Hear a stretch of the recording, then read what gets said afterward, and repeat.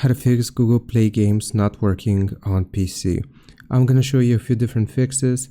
For the first one, you wanna find Google Play games, right click on it, then you will select show more options, go into properties, and here you wanna go into the compatibility tab and check these three options.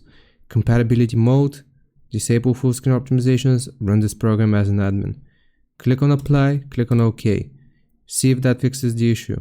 If it doesn't work still, you will need to open up your computer search, and here you will search for turn Windows features on or off and click on it.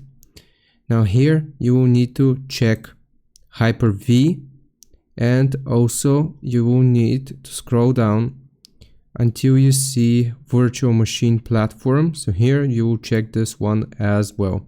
Then you have to click on OK and you will restart your PC. Once you have restarted your PC, this should fix Google Play games.